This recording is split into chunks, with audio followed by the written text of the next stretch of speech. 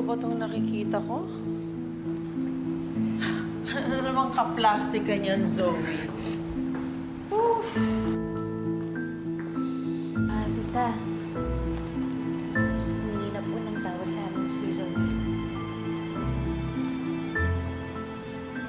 Zoe, hindi ka ba mag-apologize kay Tita Giselle mo?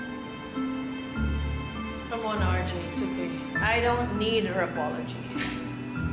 It's fine. I'm sorry, Dad, but I don't think I can give one.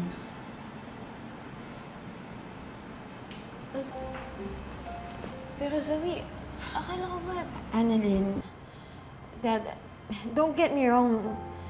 Hindi naman sa ayaw ko mag-apologize kay Tita Giselle. Sa tingin ko kasi, hindi niya ako papatawarin.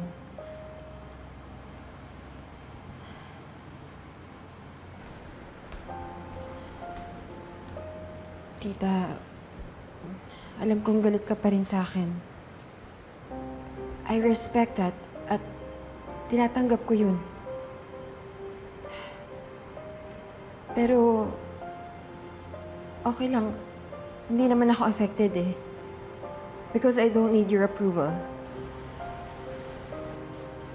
Zoe, Dad, that's the truth. Kayo lang ni Annalyn yung kailangan ko. I mean, no offense to Tita Giselle.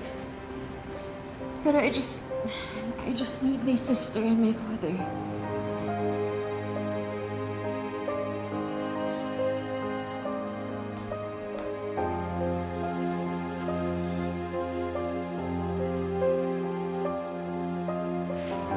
Ay, nako, Ben. Huwag ka maniniwala dyan sa anak mo.